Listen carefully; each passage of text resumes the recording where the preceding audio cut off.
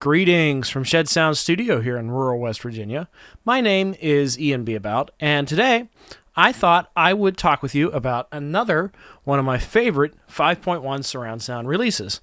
So this is Jethro Tull Stormwatch, the Force 10 edition, and this collects the band's 1979 album Stormwatch with a second disc of associated recordings and two discs of a previously officially unavailable, now we'll talk about that later I'm sure, but if officially this has never been available, and that is the Den Haag 1980 concert, the 18th of March 1980.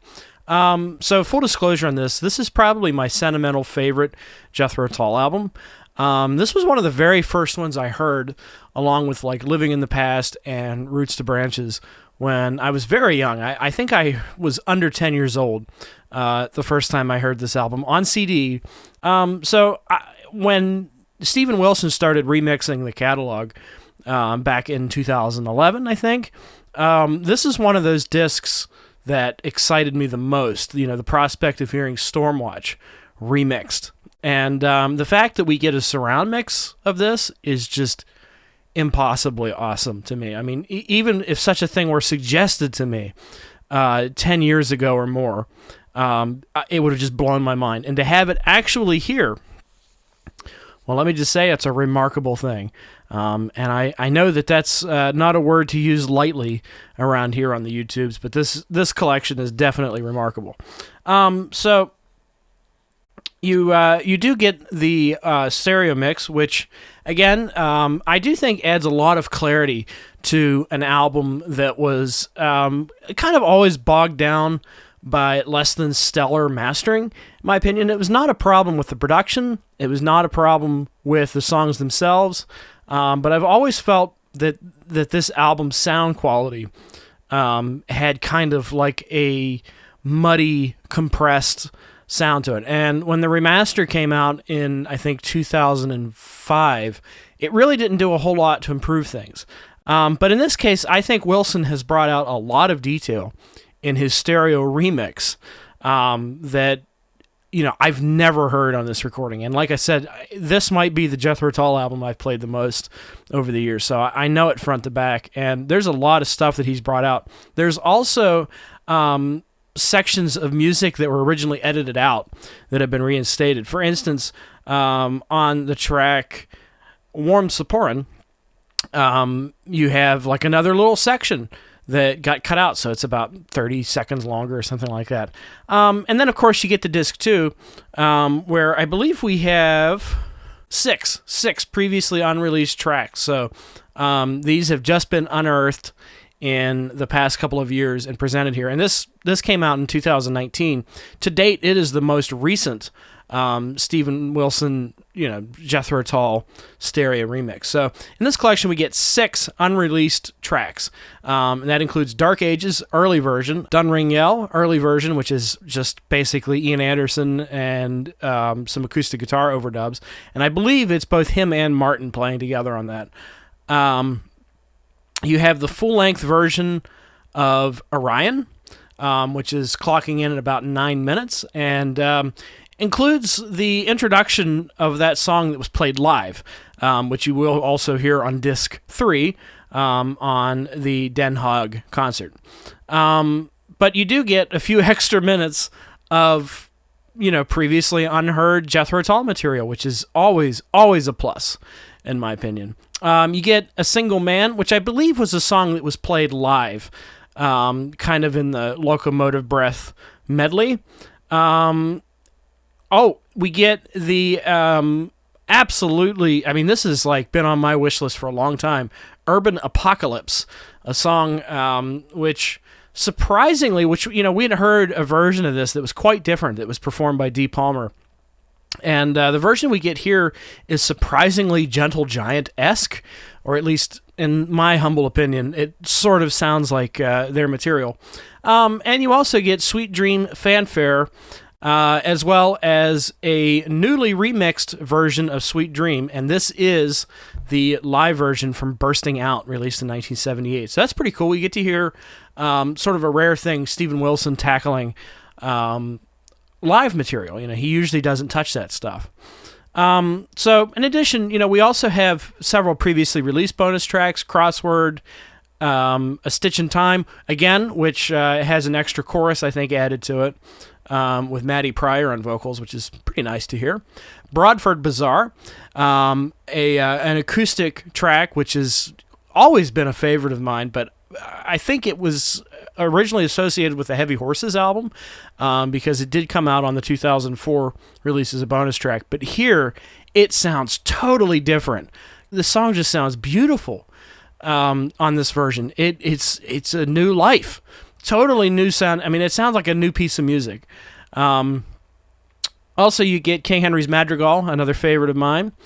We also get a song here that hasn't been available for a very long time, not since the 1988 20 Years of Jethro Tull box set, and that is the Lyricon Blues, a totally gorgeous, instrumental piece, which I actually cut a small video of my cat playing while it was on and posted it to Facebook, and people who weren't even Jethro Tull fans were like, wow, who is this band? Why have I never heard this song before? This music is dope. And I told him, yeah, there's way more to this band than Aqualung and Locomotive Breath. There's so much to discover, and that's why they're one of my favorite groups, if not my favorite group. I forgot about Man of God. That's another previously unreleased track, and it is presented here for the first time in 40 years. And this seems to be an unsavory song about an unsavory Catholic priest, and the lyrics are quite they're quite interesting.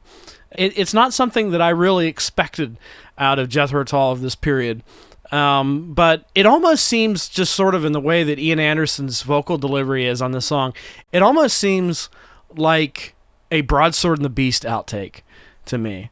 And if you haven't had a chance to hear it, go check out the song Man of God and tell me if you think it sounds that way, because it's something about his voice. It almost sounds like, a song like a Lights Out from, later on in the early 80s.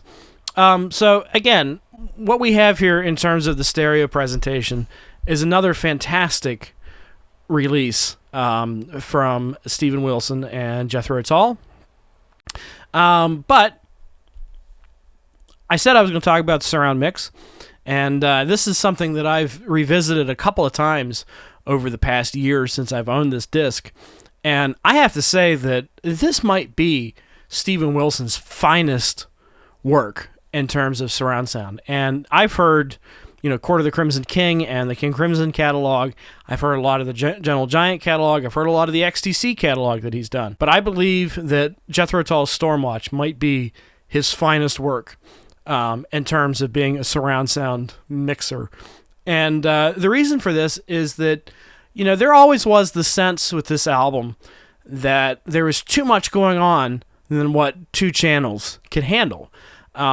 With, layers of vocals, layers of acoustic guitar, layers of electric guitar, strings, layers of vocals. In fact, there's one moment where there's a Ian Anderson vocal swell in the middle of Dark Ages on the album version that reminded me of 10cc's I'm Not in Love, if you can imagine that. It's just a gorgeous moment that has been hidden in these tracks for 40 years. And the surround sound mix brought it right out.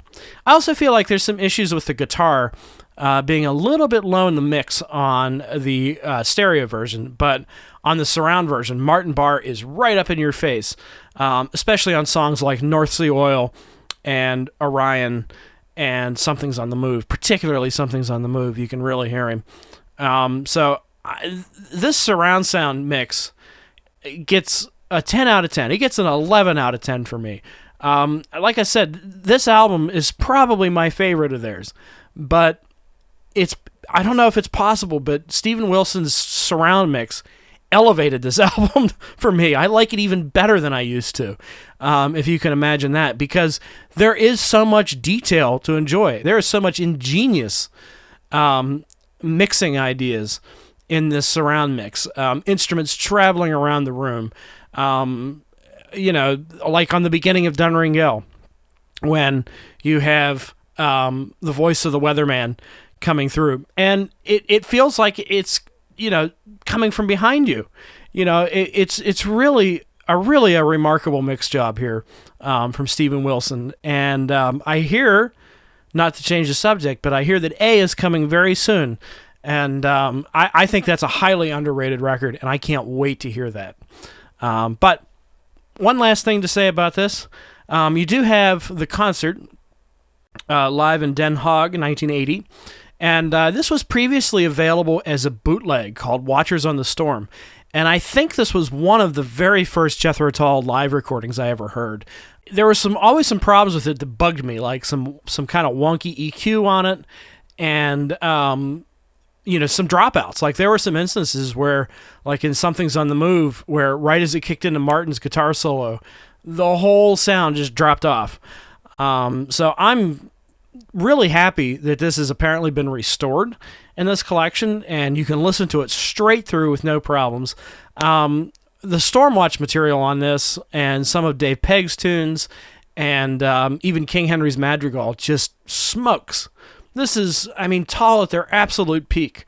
But you do get the feeling that once they start playing some of the older material, that the cracks in the band's relationships at the time were really beginning to form. And you can kind of hear that they were tired of it in places. And, you know, I feel like that's important to see from a historical standpoint. But this makes this not one of the all-time great Tull shows, in my opinion. Still, to me, it's worth listening to it again and again to hear the Stormwatch material live. A song like Old Ghosts just sounds incredible live. There's so much more energy to it. You know, Orion sounds better live. Dark Ages is just searing. Like it's searing. It's incredible stuff to listen to. With Tull at their peak, playing material that didn't get played much outside of this tour. In fact, I think most of the songs never got played after this tour. So I'm very grateful. I'm very grateful that Steven Wilson continues to remix these. I'm very grateful that Ian Anderson approves them and allows these to continue and can see the value in releasing outtakes. I really just can't say anything but good things about this series. And if you have an interest in progressive rock, if you have an interest in 5.1 surround, you need this. If you're a Jethro Tull fan, it goes without saying, you absolutely need this album. If you're a Steven Wilson remix fan, as I am, just sort of in general, you need this. So, all right. Once again, my name is Ian Beabout, and if you have any questions about this album, please do feel free to write me in the comments. But be kind and courteous and nice to me and nice to others. So with that being said, I hope to talk to you real soon. And bye-bye.